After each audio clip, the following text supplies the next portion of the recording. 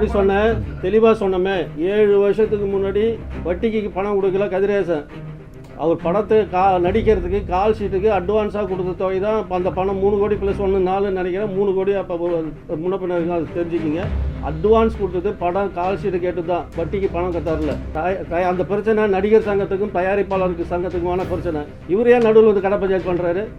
அப்போ தனுஷ் தனிப்பட்ட முறையில் தனுஷுக்கு ஏதாவது கமிட்மெண்ட் ஆகிருக்காரு, அவங்க அப்பாக்காக கமிட்மெண்ட் போய் பேசுகிறாரா?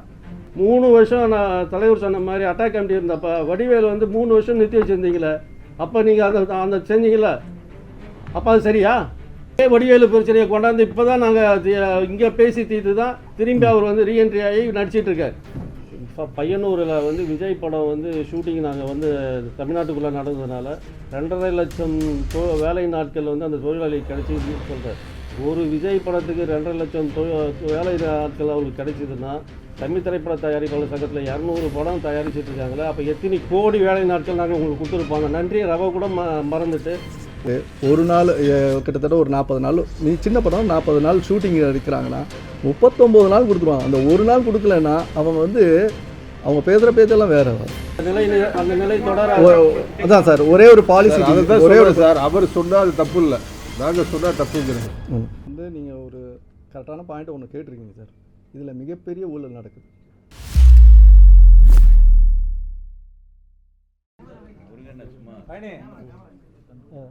அண்ணா எல்லோருக்கும் வணக்கம்.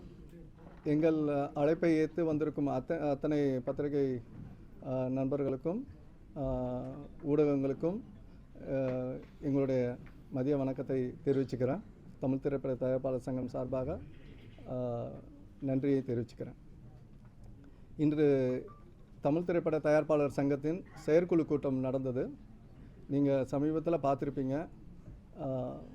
திரு ஆர்கே செல்வமணி அவர்கள், பெப்சி தலைவர், தொழிலாளர் அமைப்பின் தலைவர் அவர்கள் வந்து தமிழ் திரைப்பட தயாரிப்பாளர்கள் சங்கத்தின் வந்து பல அவதூறுகளை சொல்லி இன்று வந்து பாரம்பரியமிக்கமான தமிழ் திரைப்பட தயாரிப்பாளர் சங்கத்துடன் 1 to 1, ஏன்னா கிட்டத்தட்ட ஒரு 50 வருஷங்களாக பெப்சி அமைப்பும் தமிழ் திரைப்பட தயாரிப்பாளர் சங்கமும் தொழில் ஒத்துழைப்பும் அதற்கு சார்ந்த விதிமுறைகளும் எப்படி பண்ணணுங்கிறத வந்து பேசி முடித்து அதை வந்து பின்பற்றி இருந்தாங்க. இன்று வந்து அவர் வந்து சில காரணங்களுக்காக 1 to 1 தமிழ் திரைப்பட தயாரிப்பாளர் சங்கத்தில் இல்லைன்னு சொல்லி அறிவிச்சிருக்காரு. அவர் தான் முதல்ல அறிவித்தார். நாங்கள் பலமுறை பல பேச்சுவார்த்தைகளை வந்து நடத்தினோம். அவங்க வந்து அதுக்கு உடன்படலை. அவங்க வந்து எங்களுடைய இங்கேருந்து எஸ்ஓ பீரியட் வந்து இந்த தமிழ் திரைப்பட தயாரிப்பாளர் சங்கத்தில் 2018-19 எஸ்ஓ பீரியடு கவர்மெண்ட் வந்து இந்த சங்கத்தை எடுத்து இருந்தபோது நிர்வாகம் இல்லாத சமயத்தில் சில தயாரிப்பாளர்கள் படம் எடுத்து இருக்கிற தயாரிப்பாளர்கள் எப்படி வந்து ஒரு கண்டிஷன்ஸ் எப்படி எடுக்கிறதுங்கிறதுக்காக நடப்பு தயாரிப்பாளர் சங்கம்ங்கிறத ஆரம்பித்தாங்க. அது அந்த காலகட்டத்தில் இங்கே நிர்வாகம் இல்லை, தயாரிப்பாளர்களுக்கு ஒரு பாதுகாப்பு இல்லாத சூழ்நிலையில் அவங்க அதை ஆரம்பித்தாங்க. அதை ஒரு 30 பேர் ஆரம்பித்தாங்க. அதை ஆரம்பித்து காலப்போக்கில் அது போயிட்டு இருந்தது. அதுக்கப்புறம் 2020 இங்கே தேர்தல் நடந்து இங்கே நிர்வாகம் வந்ததுக்கப்புறமும் அதை வந்து நாங்கள் வந்து எங்களோட வந்து சேர்ந்து ஒரு அமைப்பாக தயாரிப்பாளர்கள் எல்லாம் முதலீடு பண்ணுறவங்க எல்லாம் ஒரு அமைப்பாக இருக்கணும்னு நாங்களும் வந்து அதை கேட்டுக்கொண்டோம்.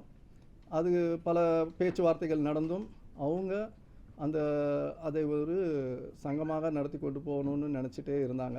ஆனால் விதிமுறைகளை தமிழ் திரைப்பட தயாரிப்பாளர் சங்கம் இந்த திரைத்துறைக்கு எப்படி தயாரிப்பாளர்களை எப்படி வழி நடத்தணுங்கிற முடிவுகளை இங்கேருந்து தான் போயிட்டு இருந்தது. அதுவும் பெப்சி தொழிலாளர்களும் அதை வந்து பின்பற்றியிருந்தாங்க. இதுக்கு இயக்குனர் எம் பாரதிராஜா அவர்கள் ஒரு மரியாதை நிமித்தமாக நாங்களும் அதை வந்து ரொம்ப கேட்டு டிஸ்டர்ப் பண்ணாமல் இப்படியே இருக்கட்டும். ஏன்னா ஒரு தயாரிப்பாளர்கள் முதலீடு செய்கிறவங்க ஒன்றா இருந்தால் தான் நடக்குங்கிறத பல லெட்டர்களும் பேச்சுவார்த்தையும் நடந்தும் நடக்கலை. இந்த சூழ்நிலையில் இன்னொரு அமைப்பான நடப்பு தயாரிப்பாளர் சங்கத்துடன் பெப்சி அமைப்பு புது விதிமுறைகளை கொண்டு வராங்க. இது வந்து ஒரு பேரலல் அசோசியேஷனை சப்போர்ட் பண்ணுற தொழிலாளர் அமைப்பை வந்து நாங்கள் வன்மையாக கண்டிக்கிறோம். ஏன்னா ஒரு தயாரிப்பாளர்கள் இன்றைக்கி பல முதலீடுகளை போட்டு இன்றைக்கி வந்து வெற்றி தோல்விங்கிறது வந்து சினிமா துறையில் எல்லாருக்கும் வந்து தெரிஞ்சது தான். ஆனால் மேக்ஸிமம் பர்சன்டேஜ் வந்து தயாரிப்பாளர்கள் பாதிக்கப்பட்டிருக்காங்க. அப்போது அவங்கள ஒரு வழிமுறை நடத்துறதுக்கும் அதை எப்படி சரி பண்ணுறதுக்கும் சில விதிமுறைகளை நாங்கள் பண்ணும்போது இது பேரல் அவங்க ஒன்று இதை வந்து தொழிலாளர் அவங்க சாதகமான விஷயத்துக்காக இன்னொரு இடத்துல கையெழுத்து போட்டு எங்களது 1-to-1 வேண்டாங்கிறத சொன்னதுனால இந்த செயற்குழுவில் இதை வந்து ஒரு டீப் டிஸ்கஷன் எடுத்து நான் எங்கள் தயாரிப்பாளர்களை காப்பாற்றேன். கிட்டத்தட்ட 1500 மெம்பர்கள் இருக்காங்க. இதில் நடப்பில் இருக்கிறவங்களும் இருக்காங்க, இங்கேயும் மெம்பராக இருக்காங்க, அங்கேயும் மெம்பராக இருக்காங்க. இருந்தாலும் நாங்கள் தயாரிப்பாளர்கள் நலனை கருதி இந்த படங்கள் எடுத்துக்கொண்டு இருக்கிற தயாரிப்பாளர்களுக்கு எந்த பாதகமும் இல்லாமல் இருக்கிறதுக்காக புதிய தொழிலாளர் அமைப்பை உருவாக்குறதுங்கிறத முடிவு எடுத்திருக்கோம். செயற்குழுவில் வந்து ஏமனதாக ஒட்டுமொத்த தயாரிப்பாளர் ஆதரவுடன் இந்த முடிவை நாங்கள் வந்து எடுத்திருக்கோம். அதற்கு வந்து தமிழ்நாடு திரைப்பட தொழிலாளர்கள் கூட்டமைப்பு என்கிற பேரில் வந்து ஆரம்பிக்கிறோம். இதில் அத்தனை எங்கள் தயாரிப்பாளர்களை காப்பாற்றுறதுக்கும் புதிய விதிமுறைகளையும் நாங்கள் வந்து என்ன பண்ணுறது எல்லாமே பேச்சுவார்த்தைகள் நடந்து கொண்டு இருக்கிறது.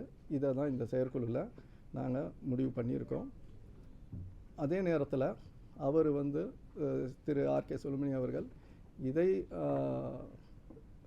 1-to-1 இந்த பாலிசி இந்த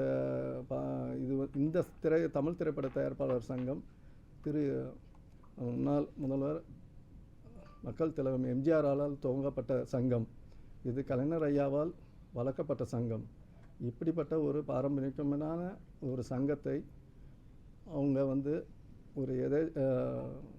ஏதோ ஒரு காரணத்தை சொல்லி இவங்க நிர்வாகிகள் சரியில்லை, அவங்க பார்க்கறதில்லை, அவங்க வந்து இவங்களுக்கு இதை ரெட்டு போட சொல்கிறாங்க, அதை பண்ண சொல்கிறாங்க, இது வந்து சொல்லி அவரை வந்து தட்டி கழித்து இதை உதாசீனப்படுத்தியிருக்காரு. அவர் எப்படி வந்து இன்னொரு தயாரிப்பாளர் சங்கத்தை அவர் ஆதரித்து அவர் பண்ணுறாரோ, எங்களுக்கு வேறு வழி இல்லை, அவர் தொழிலாளர் கூட்டமைப்பை ஆரம்பிக்கிறதுக்கு அவர் தள்ளிவிட்டார். இதை வந்து இது ஒரு கடினமான முடிவு. ஏன்னா நாங்கள் தொழிலாளர்களுக்கு அவ்வளோ சப்போர்ட்டாக தான் இருந்திருக்கோம். ஆனால் அவர் அதெல்லாம் நினைக்கல. ஏதோ ஒரு காரணத்தை சொல்லி தனிப்பட்ட முறையில் எங்கள் நிர்வாகிகளை தாக்கி பேசி அவர் வந்து அதை சொல்லியிருக்காரு. இதை திசை திருப்புறாரு. ஏன்னா இன்றைக்கி பெப்சியில் வந்து நாங்கள் நிர்வாகத்துக்கு 2020 தேர்தல் நடந்து புதிய நிர்வாகம் வந்தபோது சம்பள உயர்வையும் நாங்கள் பேசி முடித்து விட்டோம். அந்த சம்பளம் இது போயிட்டுருக்கு. இப்போது இருக்க சூழ்நிலையில் போன வருஷம் வந்து நாங்கள் மறுசீரமைப்புக்கு என்ற பேரில் ஒரு வருஷம் ஸ்டாட்டிஸ்கோப் பண்ணுவோம். ஏன்னா படங்கள் வந்து சரியான வியாபாரங்கள் வந்து சரியாக இல்லாதனால பெரிய படங்களை தவிர சிறு முதலீட்டு படங்களுக்கு மிகப்பெரிய பாதிப்புகள் இருக்கிறதுனால இதை கொஞ்சம் மெயின்டைன் பண்ண சொல்லி இதே ரேட் கார்டை வச்சு பாலிசி டிசிஷனாக நம்ம கொஞ்ச நாளைக்கு போகணும்னு நாங்களும் பேசினோம். அதை பேசிகிட்டே இருக்கும்போது அவர் இன்றைக்கி ரேட்டை வந்து இன்க்ரீஸ் பண்ணுறதுக்கும் அவங்களுடைய இதை வந்து கேட்குறாங்க, தப்பு இல்லை. ஆனால் அதே நேரத்தில் எங்களுடைய சூழ்நிலைகளும் நாங்கள் சொல்லி இன்றைக்கி வந்து அதை செயல்படுத்த முடியாதுன்னு சொன்னோம். இப்போ வந்து பிஎஃப்இஎஸ்ஐ அப்படிங்கிற ஒரு இதை வந்து கொண்டு வராங்க. பிஎஃப் வந்து ஒரு பெர்மனண்ட் எம்ப்ளாயீஸுக்கு பிஎஃப்ஐ இஎஸ்ஐ எல்லாம் வந்து கொடுக்கப்படுறாங்க, பெரிய கார்ப்பரேட் கம்பெனிஸ்க்கெல்லாம். இது வந்து சட்ட ரீதியாக வந்து நம்ம சினிமா துறையில் வந்து எல்லாருமே வந்து டெம்பரரி கான்ட்ராக்ட் பேசிஸில் தான் இருக்காங்க. இதை வந்து கொண்டு வரதுக்கு அவங்க ட்ரை பண்ணுறாங்க. அதுக்கு ஒரு ஃபெஸ்ராங்கிற ஒரு அமைப்பை வந்து திரு ஆர்.கே. சுப்பிரமணி அவர்கள் உருவாக்கியிருக்காங்க. அந்த ஃபெஸ்ரா அமைப்பு வந்து என்னென்னா 23 யூனியன்கள் சேர்ந்தது பெப்சி. அதில் இருக்க தொழிலாளர்கள் அத்தனை பேரும் ஃபெஸ்ராவில் கார்டு வாங்கினா தான் வேலை இருக்குது, யூனியனில் மெம்பராக இருந்தால் வேலை இல்லை, இதில் வந்து கார்டு வாங்குங்கன்னு ஒரு கொடையின் கீழ் கொண்டு வர்றதுக்குள்ள இதை வந்து அவர் அமைச்சிருக்காரு. அது உள்ள நிர்வாகிகள் யாருன்னு தெரியாது, அதுக்கு ஒரே அமைப்பு அந்த இதை வந்து நாங்கள் கடுமையாக எதிர்க்கிறோம். ஏன்னா இதில் வந்து கொண்டு வர்றதுனால ஒரு 30%, ஒரு 15%, 30% இன்க்ரிமெண்ட்டு சம்பளம், இந்த பிஎஃப் இஎஸ்ஐ ஒரு கிட்டத்தட்ட 28% கிட்ட வரும், டேக்ஸ் எல்லாம் சேர்த்தா. இது எல்லாமே ப்ரொடியூசர் கிட்ட வருது. அவன் டோட்டலாக இதை வந்து நாங்கள் வந்து கடுமையாக இருக்கிறோம். ஏன்னா 23 யூனியன்லேருந்து இருக்க வேலை ஆட்களை நாங்கள் வந்து கேட்குறோம். அவர் ஒரு கடையின் கீழ் கொண்டு வந்து மொத்தத்தையும் கண்ட்ரோலில் வைக்கிறதுக்கு உள்ள சிஸ்டம் தான் அந்த இது. அதை நாங்கள் எதிர்க்கிறோம். இதை திசை திருப்ப தான் அவர் வந்து கம்ப்ளீட்டாக வந்து நிர்வாகிகளே எங்களை வந்து அதை பண்ண சொல்கிறாரு, இது பண்ண சொல்கிறான்னு சொல்கிறாரு. அங்கே வேலை எல்லா தொழிலாளர்களும் கிடைக்கணுங்கிறதுக்காக தான் நாங்களும் சொல்கிறோம். அவர் வந்து அதை திசை திருப்ப இந்த வேலையை பண்ணிகிட்ருக்காரு.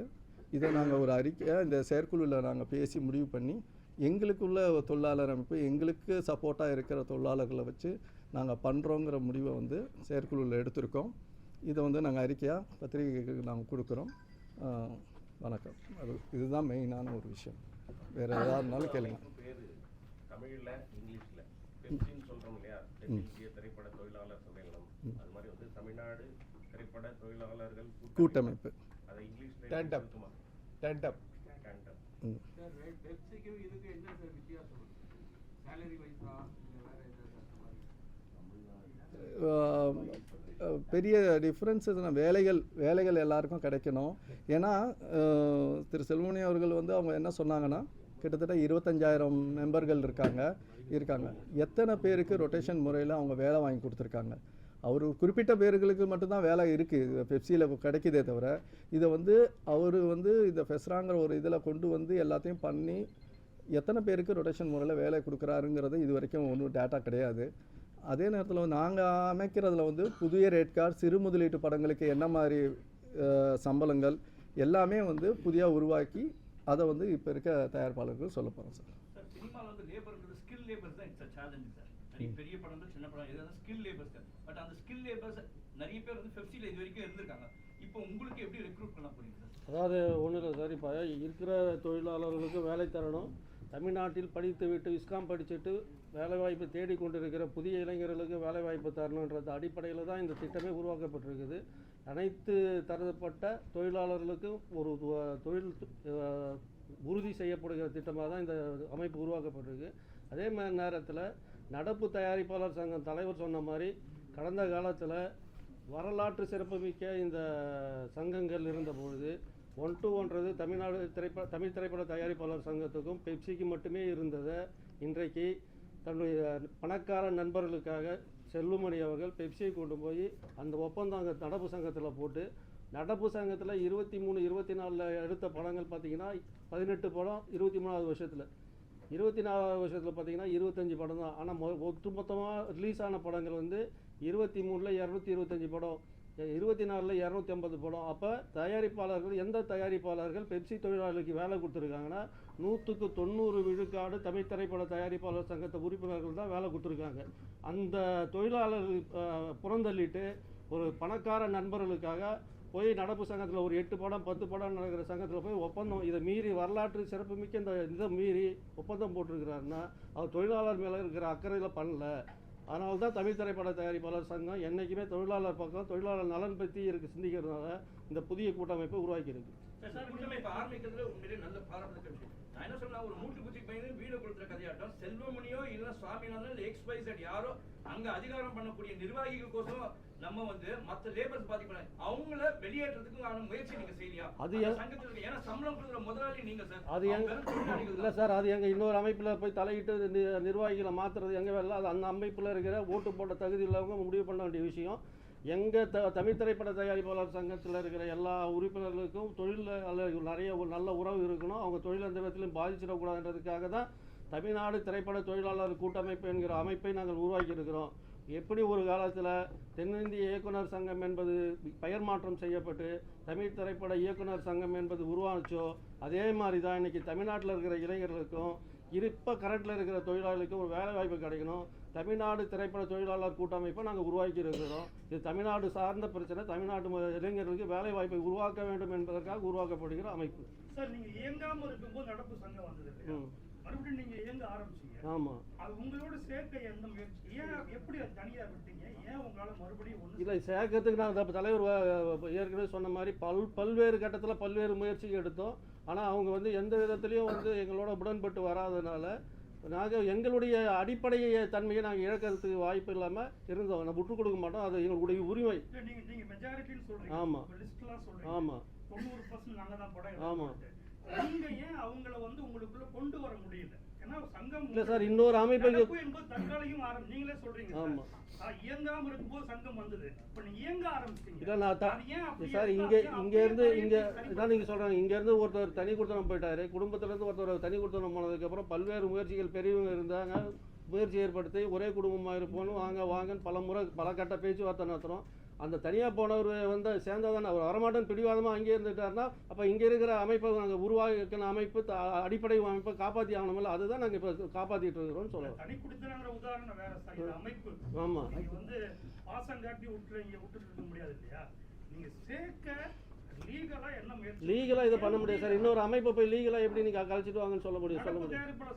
இல்லை சார், இல்லை சார், பல பேச்சுவார்த்தைகள் நாங்கள் வந்து கேட்டு ஒன்றா இயங்கி செய்வோம்னு மீட்டிங்க்கெல்லாம் நாங்கள் சில பாலிசி டிசிஷன் இது ஒரு இண்டஸ்ட்ரி, சினிமா இண்டஸ்ட்ரியில் இது ஒரு பாலிசி டிசிஷன் இங்கேருந்து எடுத்தால் எல்லாருக்கும் இது ஒரு பாதுகாப்பான அமைப்புங்கிறதே வந்து அந்த தொழில் சார்ந்த ஆளுங்களுக்கு உள்ள பாதுகாப்பு தான் அமைப்புகள். அதுதான் அது வந்து இங்கேக்குள்ளே வந்து பேசுனாங்க, இங்கேருந்து வந்து பேசிட்டு சேரணும் தான் சொன்னாங்க. ஆனால் அங்கே இருக்க சில நிர்வாகிகள் அதை வந்து விட்டு கொடுக்காம என்ன சொல்கிறது, அங்கே ஒரு பதவி இருக்குது, அதுக்காக இங்கே வந்தால் வர முடியாது, இதெல்லாம் வந்து விட்டு கொடுக்காம இருக்கிறதுக்காக அவங்க வரமாட்டேன்றாங்க சார். பாலிசியாகவே நாங்கள் கேட்டோம். நாங்கள் ரொம்ப சாஃப்டாக, ஏன்னா நம்ம ஃபஸ்ட்டு ஒரு நோட்டீஸ் கொடுத்தோம், இதை கலைச்சிட்டு வாங்கன்றத. நாங்கள் வந்த உடனே அப்போ வந்து நாங்கள் வந்து பாலிசியை வந்து ஒரு நோட்டீஸே கொடுத்தோம், கலைச்சிட்டு வந்துடுங்க, அதெல்லாமே ரெக்கார்டு இருக்குது நோட்டீஸ். அப்புறம் ரொம்ப ஹார்டாக, ஏன்னா அவங்களும் சக தயாரிப்பாளர்கள் தான், இங்கே இருக்க மெம்பர்ஸ் தான். இயக்குனர் பாரதராஜா அவர்களை மரியாதையாக நாங்களும் எல்லாருமே தான் பார்க்குறோம். அதுக்காக ஒரு மரியாதைக்காக இருந்தோம். அது வந்து கொஞ்சம் காலப்போக்கில் அதை தள்ளி எங்களோட சேர்ந்து அவங்களும் பயணித்தாங்க. நடப்பு தயாரிப்பாளர் சங்கம் எங்களோட பாலிசி டிசிஷனில் சேர்ந்து பயணித்தாங்க. இப்போது அவங்க தன்னிச்சையாக முடிவு எடுக்கிறதுக்குன்னா அப்போ பாலிசி டிசிஷன் வந்து ஒரு இண்டஸ்ட்ரியை வந்து அது வந்து டேமேஜ் பண்ணும். இண்டஸ்ட்ரி முதலீடு போடுற தயாரிப்பாளர்களுக்கு இன்றைக்கி இருக்கிற காலகட்டத்தோட மாற்றங்களுக்கு ஏற்ற மாதிரி அவங்க ஒரு டிசிஷன், நாங்கள் ஒரு டிசிஷன் போது தனியாக இருக்கும்போது எங்கள் தயாரிப்பாளரை காப்பாற்றுறதுக்கு தான் இந்த முடிவு எடுத்தோம். அதுதான். இதை தாண்டி செல்லுமணி நீங்கள் அந்த பொதுக்குழு முடிஞ்ச பிறகு அந்த பேட்டியில் நீங்கள் கவனிச்சிருப்பீங்க, ஊடகத்தான் இருக்கீங்க, பத்திரிகையாளர்லாம் இருக்கீங்க, நாங்கள் சொல்ல தெரிஞ்சுக்கிறது இல்லை. நீங்கள் அந்த விஷுவலில் நாங்கள் ஃபுல்லாகவே பார்த்தோம். அதில் வந்து அவங்கள ஏதோ நாங்கள் அடியாளாக பயன்படுத்துகிற மாதிரி எங்கள் சங்கத்து செயலாளர் பெயரை குறிப்பிட்டு அவர் தனுஷ் பிரச்சனைக்காக தான் இந்த மாதிரி எங்களை வந்து கட்ட பஞ்சாயத்து பண்ணி பணம் வாங்கி தர சொன்னாங்கன்னு ஒரு அபாண்டமான ஒரு குற்றச்சாட்டை வந்து எங்கள் நிர்வாகி பேரில் வச்சார். அது முற்றிலும் தவறானது, கண்டனத்துக்குரியது. ஏன்னா எங்கள் நிர்வாகியாக இருக்கிறவங்க அவர் தமிழ் திரைப்பட தயாரிப்பாளர் சங்க செயலாளர் மட்டும் இல்லை, அடிப்படையில் இங்கே ஒரு உறுப்பினர்.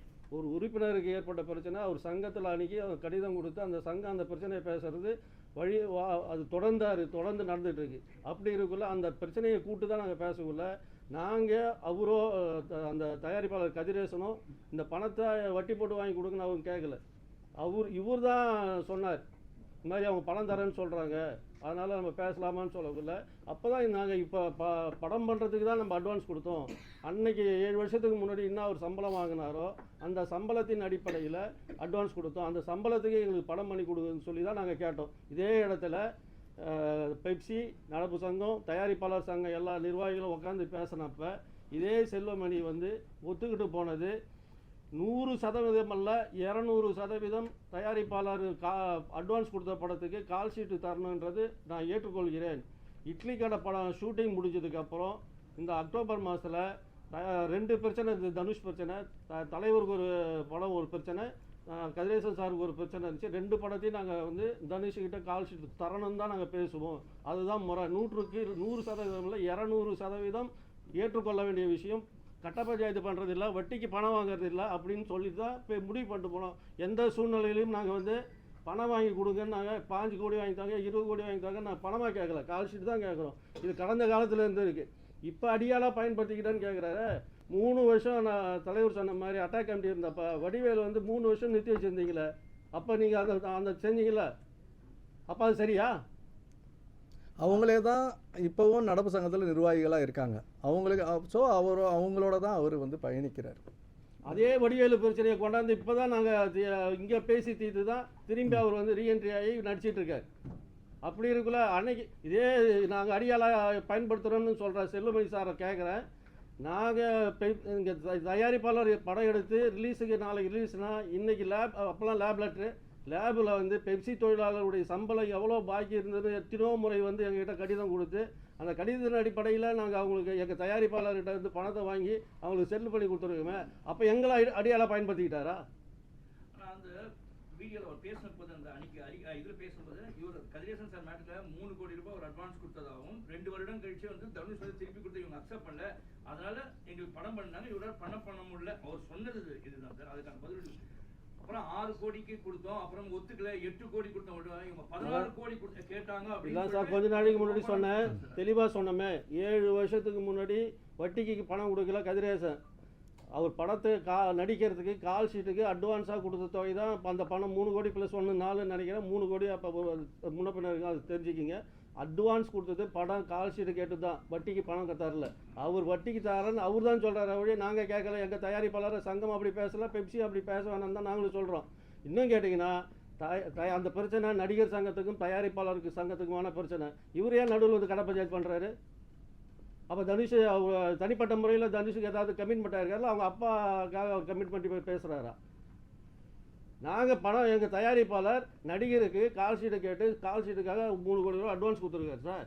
எந்த நடிகருக்கு வேணாலும் நம்ம தயாரிப்பாளர் கொடுக்குறாங்க. வாங்கின பணத்துக்கு அட்வான்ஸ் வாங்கின பணத்துக்கு படம் பண்ணி கொடுக்கணுன்றது தானே முறை. காலகாலமாக இருக்குது. இதுக்கு முன்னாடி எவ்வளோ பிரச்சனை நடந்துருக்கு. அந்த தானே திரும்பி கேட்குறோம், அதை தானே வலியுறுத்தி கேட்குறோம். அதில் தப்பு உண்மையிலே சார். அவரோட உழைச்ச பணம் கொடுத்துருக்காரு 3 கோடி. ஆனா அவர் சொன்னதுல 16 கோடி கேட்டாங்க அப்படின்னு ஏன் சார் நாங்கள் கேட்குறோம்? அன்னை சம்பளத்துக்கு கால் ஷீட் தானே கேட்குறோம், நாங்கள் பணம் கேட்கலையே. அவர் என்ன கேட்டார் சொல்லுங்க. அவர் இருந்தா காமிக்க சொல்லுங்க, ஆதாரபூர்வமாக காமிக்க சொல்லுங்க. இல்லை சார், அவர் ஏன் குற்றச்சாட்டு சொல்றாருன்னா, இது அவர் வந்து பையனூர் இடத்துல அந்த அரசு உத்தரவு, கலைஞர் கொடுத்த அரசு உத்தரவை எடுத்து பாருங்க. 65 ஏக்கர் பெப்சி தொழிலாளர்களுக்கு கொடுத்துருக்காங்க. அதில் மொத்தம் 90 ஏக்கருக்கு மேலே தலைவர் தமிழ் இண்டஸ்ட்ரிக்கு கொடுத்தார் கலைஞர். அந்த உத்தரவில் ஒரு அமைப்புக்கு இத்தனை ஏக்கர்னு இருக்குது. அந்த ஏக்கரில் என்ன உத்தரவுனா, அங்கே அடுக்குமாடி குடியிருப்பு தான் கட்டலாம். இண்டிவிஜுவல் வீடோ இண்டிவிஜுவல் பட்டாவோ தர முடியாது. இது சட்டத்துக்கு புறம்பானது. ஆனால் அங்கே வந்து 15 ஏக்கர் பொது பயன்பாட்டுக்குன்னு ஒதுக்கின இடத்துல போய் கமர்ஷியலாக 15 ஏக்கரில் இது ஃப்ளோர் கட்டி வாடகை வசூல் பண்ணிகிட்டு இருக்காங்க. அது வந்து இடமே வந்து சொசைட்டிக்கு வந்து அந்த அமைப்பில் இருக்கிற சொசைட்டியை கையாள வேண்டியது, சொசைட்டி நிர்வாகம் பண்ண வேண்டியது. ஆனால் அந்த சொசைட்டிக்கு அந்த இன்றைக்கி வர வாடகை அந்த சொசைட்டிக்கு அந்த பணம் போகலையான்னு எங்களுக்கு தெரியாது. நாங்கள் வீடு கட்டுறதுக்கு அடுக்குமாடி குடியிருப்பு கட்டுறதுக்கு தான் நாங்கள் முயற்சி பண்ணிக்கிட்டு இருக்கிறோம். ஆனால் நீங்கள் கமர்ஷியலாக கட்டடம் கட்டி அரசாங்கத்திடமே பணம் வாங்கி கட்டடம் கட்டி அதில் பல்வேறு முறைகேடுகள் இருக்குது.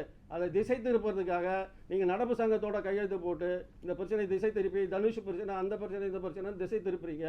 எங்கள் தயாரிப்பாளர் கதிரேசனும் கேட்டது நாங்கள் கொடுத்த அட்வான்ஸுக்கு கால் ஷீட் தான். அதில் நாங்கள் உறுதியாக இருக்கோம். எங்களுக்கு பணம் வேணாம், வட்டி வேணாம், எதுவும் வேணாம். அன்னைக்கு 7 வருஷத்துக்கு முன்னாடி என்ன சம்பளம் பேசி அட்வான்ஸ் கொடுத்தாங்களோ அதுக்கு நடிச்சு கொடுங்க தான் கேட்கும். மேலிடத்துலேருந்து எந்த உத்தரவும் எங்களுக்கு வரல சார். அப்படி அவர் கற்பனையில் சொல்கிறார். அவர் திசை திருப்பதற்காக அந்த எதை போட்டால் பத்திக்கின்றதுக்காக அந்த மேலிடன்றது போட்டு ஒரு திணிக்கிறார். அது அவரை யார் மேலிடன்னு அவரே சொல்லியிருக்கலாமே சார்.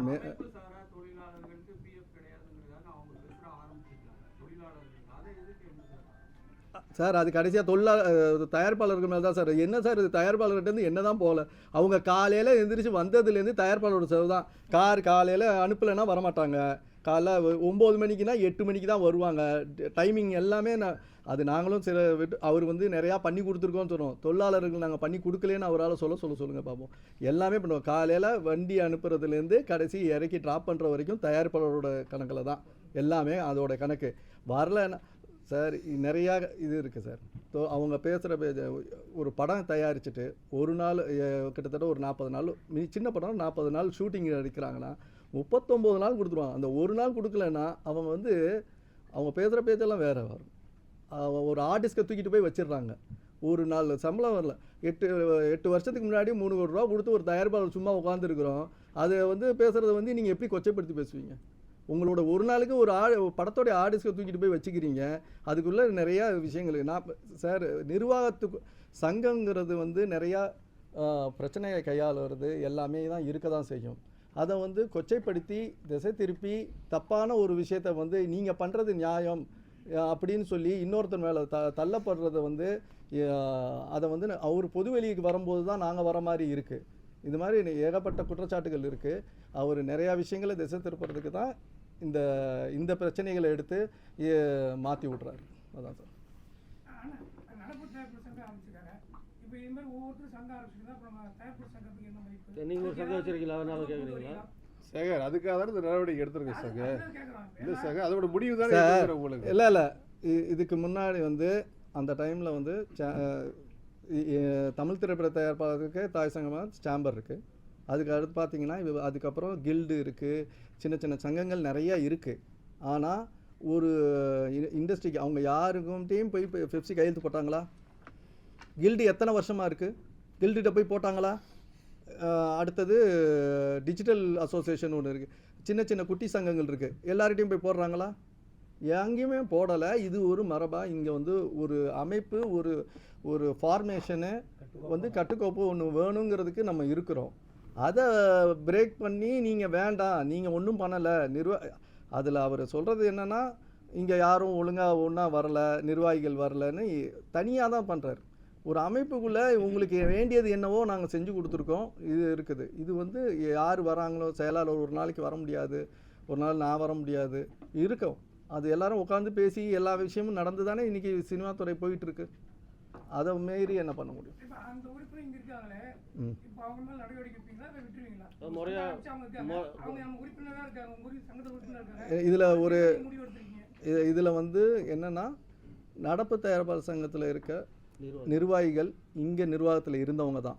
அவங்க பீரியடில் இன்றைக்கி தலைவராக இருக்கிறவரும் இங்கே தலைவராக இருந்தவர் முன்னாள் தலைவர் அவரே வந்து இன்றைக்கி போய் அங்கே அவர் இருந்த பீரியடில் அவர் வந்து பெப்சி கையெழுத்து போடார், வேறு பெப்சியோடு இருந்து சம்பள பாக்கியிலேருந்து எல்லாத்தையும் பேசினாங்க. அவர் போய் அங்கே போய் கையெழுத்து போடலாமா? அந்த நிர்வாகிகள் மேலே நாங்கள் அதோடைய விளக்கத்தை கேட்டு நாங்கள் லெட்டரை அனுப்புகிறோம். சார் அது வந்து இந்த ஜனநாயகத்தில் வந்து 2 பக்கமும் எல்லா இடத்துலையும் உறுப்பினராக இருக்கிறாங்க. ஒரு கிளப்பில் மெம்பராக இருந்தால் இன்னொரு கிளப்பில் மெம்பர் ஆகக்கூடாதுலாம் கிடையாது. அது இருக்கலாம். ஆனால் ஒரு சங்கத்துடைய ஸ்திரத்தன்மையை வந்து அவங்க வந்து அசைச்சு பார்த்து பண்ணும்போது அதுக்குள்ள முடிவுகளை நாங்கள் எடுத்து தான் சார் ஆகணும். இது வந்து இண்டிவிஜுவலை விட சங்கம் தான் பெருசு. ஒரு இண்டஸ்ட்ரி அர்த்தம் என்னன்னா, இந்த தயாரிப்பாளர் சங்கத்திற்கு விரோதமாக இந்த சங்கத்துக்கு துரோகம் செய்த நிர்வாகிகளாக அங்கே நடப்பு சங்கத்தில் கையெழுத்து போட்டுக்கிறவங்க மீது தயாரிப்பாளர் சங்கம் இன்னைக்கு நடந்த செயற்குழுவில் நடவடிக்கை எடுக்கிறதா தீர்மானம் நிறைவேற்றிருக்கு. பெரிய குற்றச்சாட்டு ஒன்று இருக்கு சார். தயாரிப்பாளர்கள் நிறைய பேர் பாதிப்படுறாங்க. சின்ன தயாரிப்பாளர், பெரிய தயாரிப்பாளர் பெப்சினால போய் மிரட்டுறதுலாம் நிறைய அதிகமாக நடந்துட்டு இருக்கு. இப்போ நீங்கள் ஆரம்பிக்கிற கூட்டமைப்பில் அதை கவனத்தில் வச்சிருக்கீங்களா? அந்த மாதிரி எந்த ஒரு தயாரிப்பாளரும் பாதிக்கப்படக்கூடாது சார். 100% நிறைய பேர் பாதிக்கப்பட்டிருக்காங்க தயாரிப்பாளர்கள். இல்லை சார், இந்த தொழிலாளர் அமைப்பு ஆரம்பிக்கிறது வந்து ஒரு பெப்சி தொழிலாளர்கள் அங்கே இருக்கிறவங்களும் இங்கே வரலாம். நாங்கள் 2 பேரையுமே பாதுகாக்கிற மாதிரி தான் இந்த இது இருக்கும். தயாரிப்பாளர்களுக்கும் பாதுகாப்பாகவும் தொழிலாளர்களுக்கு பாதுகாப்பாகவும் தான் இந்த சங்கம் வந்து அமைக்கப்படும். அதுக்கு ஏற்ற மாதிரி பைலா தான் இங்கே சிஸ்டமே இருக்கும். ஒழுக்கம் தான் முக்கியம். நிறைய தயாரிப்பாளர்கள் வந்து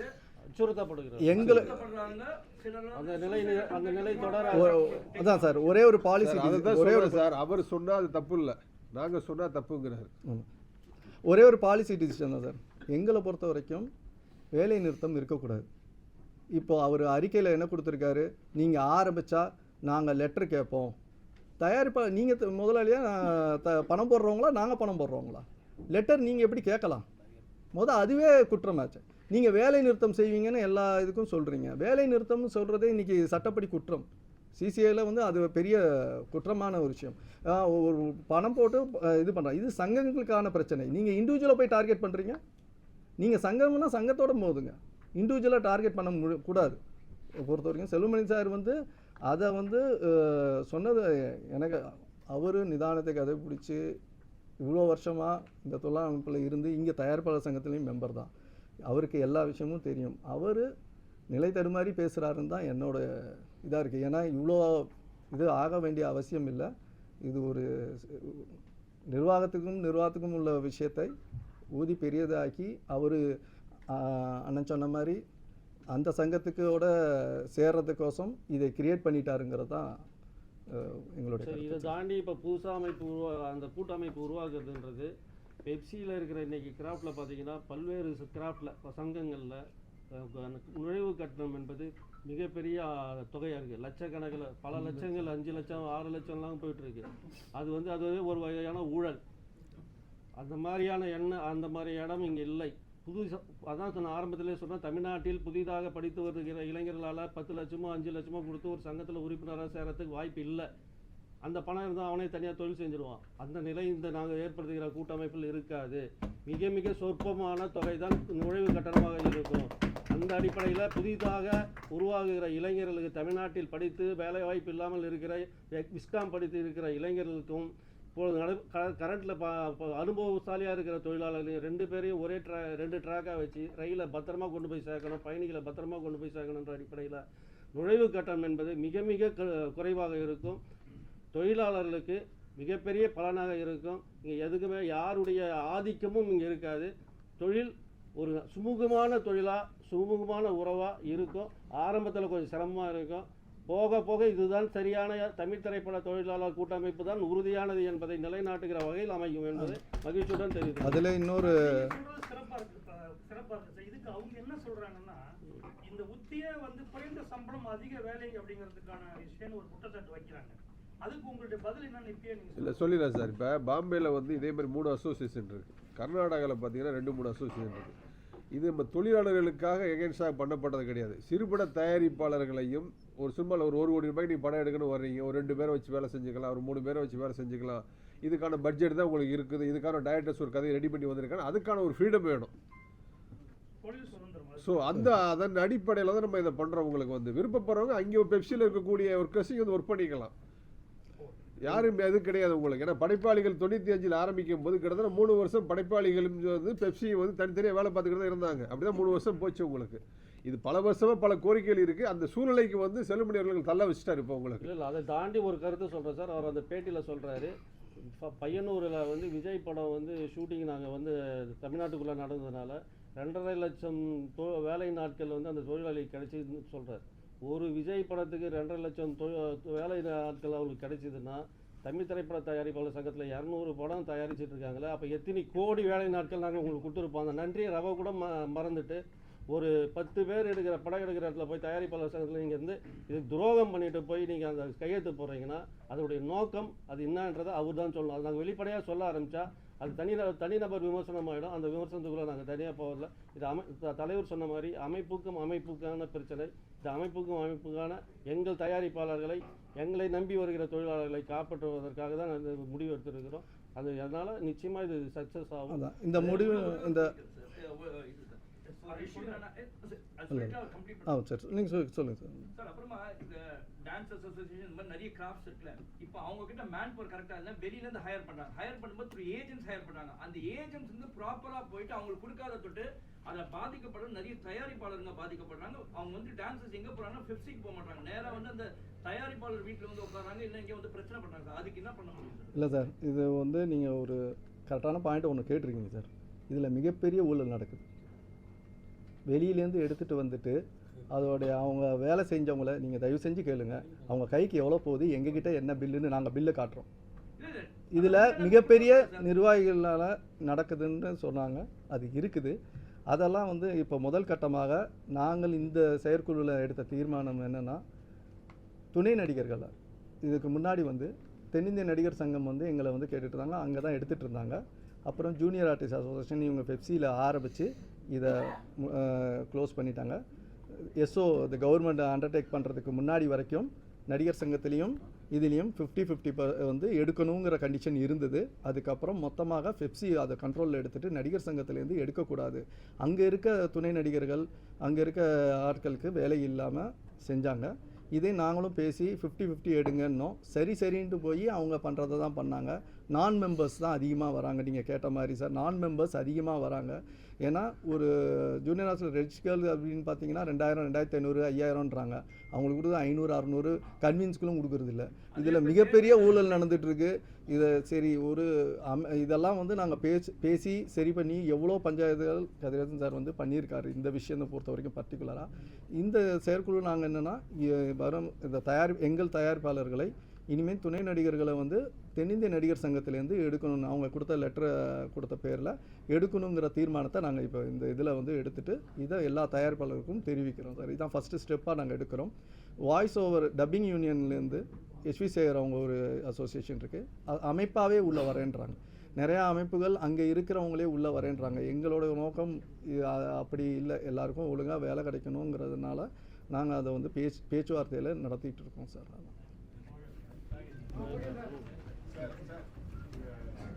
இல்லை இல்லை